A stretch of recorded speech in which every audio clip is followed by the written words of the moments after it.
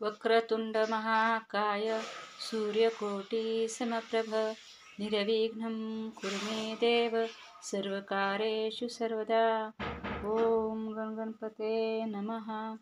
ओम भूर्भुवस्वः तत्सवितुर्वरेण्यं भर्गो देवस्य धीमहि धियो यो नः प्रचोदयात्। ओम नमः शिवाय। ओम नमः शिवाय। ओम नमः शिवाय। गुरुदेव दत्त।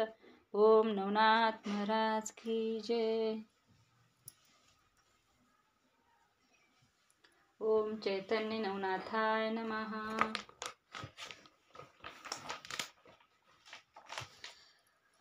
ओम नवनाथाय नमः।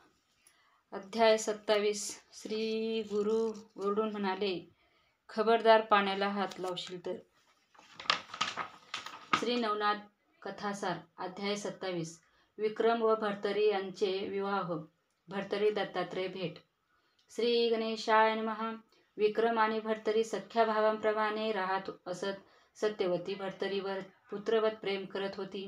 पुढे काही दिवसांनी विक्रमाने त्यांनाही ग्रामरक्षकांचे काम मिळवून दिले. त्या काळी अवंतीवर शुभ विक्रम नावाचा राजा राज्य करीत होता. त्याला सुमेधावती नावाची एकुलती एक सुलक्षणी कन्या होती. ती उपवर झाली तेव्हा राजाच्या मनात तिच्या विवाहाची चिंता उत्पन्न झाली.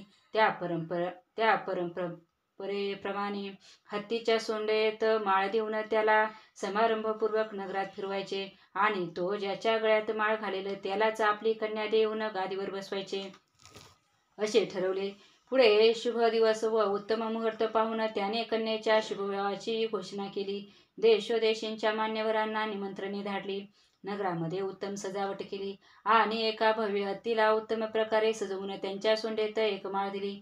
सभामंडपात स्वयंवरासाठी आलेल्या मान्यवरांना अवलोकन करून तो हत्ती राजपथावरून चालत एका किल्ल्यापाशी गेला आणि तेथे पाऱ्यावर असलेल्या विक्रमाच्या गळ्यात ती माळ घातली.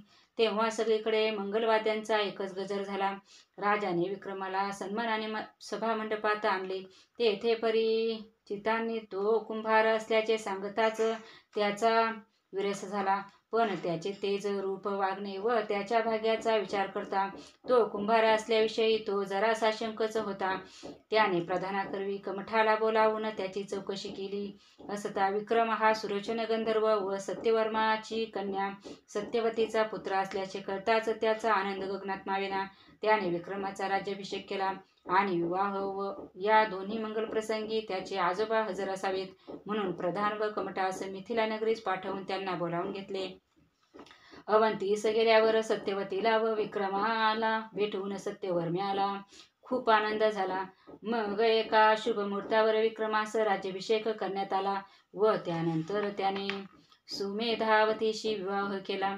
या प्रसंगी सत्यवर्म्याने आपल्या नातवाला आपले राज्याच अंदन म्हणून दिले. अशा प्रकारे नगरवेशीवर पहारा देणारा विक्रम दोन्ही राज्यांचा स्वामी झाला. त्या समयी भर्तरीमुळेच आपला भाग्योदय झाला म्हणून विक्रमाने त्यांचा मोठा गौरव केला आणि त्यांना युवराजपद दिले. ते दोघे परस्परांच्या विचाराने व एकमताने राज्यकारभार पाहू लागले. त्यानंतर काही दिवसांनी शुभ विक्रमाचा प्रधान सुमती याच्या मनात आपली कन्या पिंगला हिचा विवाह भर्तरींशी करून द्यावा असा विचार आला. त्याने आपला मनोदय विक्रमाला कळवला. त्याने भर्तरींशी बोलणे करून विवाहाला होकार मिळवला आणि प्रधानास बोलावून मुहूर्त काढण्यास सांगितले. त्यावेळी त्याने विक्रम, कमठ व सत्यवती यांच्याकडे भर्तरींविषयी चौकशी केली असता कोणीही त्यांच्याविषयी समाधानकारक माहिती देऊ शकले नाहीत. तेव्हा त्याने भर्तरींनाच त्यांचे पूर्ववृत्तांत विचारले. त्यांनीही त्याला प्रांजळपणे सर्व इतिवृत्त सांगितले, पण प्रधानाला ते खरे वाटेना. त्याने विवाहप्रसंगी आपला पिता सूर्य यास बोलून घ्या अशी विनंती केली. तेव्हा त्यांनी प्रसादाच्या अंगणात जाऊन सूर्याला तेथे येण्याचे आवाहन केले. त्यावेळी आपला पुत्र आपल्या भेटीची इच्छा बाळगून आहे हे कळता सूर्य त्यांच्या सन्मुख प्रकट झाला आणि सर्व वृत्तांत जाणून घेतल्यावर प्रधानास म्हणाला, भर्तरी हे माझेच पुत्र आहेत. त्यांच्याविषयी शंका घेऊ नकोस आणि आपली कन्या दे. हे लग्नकार्य यशस्वी होईल. विवाहास वरपिता असावा ही तुझी इच्छा योग्य आहे, पण माझा ताप लोकांना सहन होणार नाही. म्हणून आग्रह करू नकोस. विवाहात विक्रमाचा पिता सुलोचन गंधर्व उपस्थित राहील आणि देवगण पुष्पवृष्टी करतील. ते ऐकून त्यांचा सर्व संशय फिटला. तो उत्साहाने लग्नाच्या तयारीला लागला. त्या विवाहाच्या तिथीला सुलोचन गंधर्व स्वर्गातून खाली उतरला. त्याने सत्यवतीला भेटून विक्रमाला व सुमेधावतीला अनेक आशीर्वाद दिले. सुमती प्रधानाची भेट घेऊन त्याच्या भाग्याची प्रशंसा केली व भर्तरी हे दुर्मिळ नारायणाचे अवतार असल्याचे सांगितले. मग ठरलेल्या मुहूर्तावर भर्तरी व पिंगला विवाहबद्ध झाले. त्यावेळी वधूवरांना आशीर्वाद देताना स्वर्गस्थ देवांनी पुष्पवृष्टी केली. तो आनंदोत्सव 5 दिवस चालला. त्यानंतर महिनाभर वास्तव्य करून आणि सत्यवती विक्रम व भर्तरींना आपल्या सहवासाचा आनंद देऊन सुलोचन आपल्या लोकी परतला. भर्तरी दत्तात्रय भेट. पिंगला सद्गुणी व सुंदर होती. तिच्या प्रेमपाशात भर्तरी इतके गुरफटले होते की तिच्याशिवाय त्यांना क्षणभरही चैन पडत नसे व तिच्याशिवाय काही सुचतही नसे. आपल्या 1200 बायकांमध्ये त्यांना तीच सर्वाधिक प्रिय होती. अशा प्रकारे सुखोपभोग घेण्यात व प्रपंच करण्यात त्यांचे अर्धे आयुष्य खर्ची पडले. ते पाहून सूर्याच्या मनात त्यांच्या जन्मसार्थक्याविषयी मोठी चिंता उत्पन्न झाली. त्याने दत्तप्रभूंची भेट घेतली आणि भर्तरींच्या प्रपंचासक्तीविषयी सांगून त्यांचा उद्धार करण्याची विनंती केली. त्याचे म्हणणे मान्य करून दत्तप्रभूंनी त्याला निरोप दिला.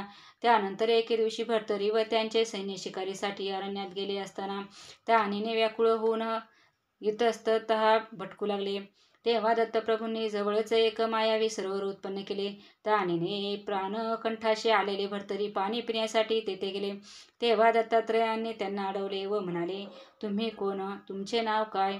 तुमचे माता पिता गुरु कोण आहेत?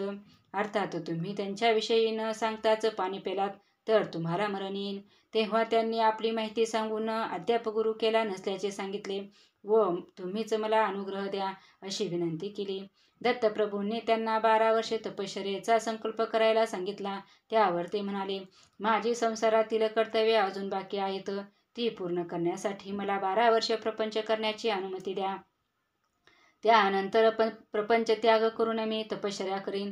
त्याला संमती देऊन दत्तप्रभूंनी त्यांच्याकडून तसा संकल्प करून घेतला. त्यांना मंत्रोपदेश दिला आणि आपली ओळख सांगितली. त्या समयी ते दत्तप्रभू आहेत हे कळताच भर्तरींनी त्यांना वंदन केले. तोच ते अदृश्य झाले. तेव्हा तृष्णा व्याकुळ भर्तरींनी त्यांचा आर्तधावा करताच प्रभूंनी कामधेनू व भोगावती नदीस तेथे पाचारण करून त्यांच्या सर्व सैन्यांच्या अन्नपाण्याची व्यवस्था केली. ते पाहून त्यांचे हृदय भरून आले. श्री गुरूंचे स्मरण करून ते अवंतीकडे निघाले. तेव्हा ते भोगावती व कामधेनू स्वस्थानी परतल्या. ओम गुरुदेव दत्त. ओम चैतन्य श्री नवनाथ महाराज की जय.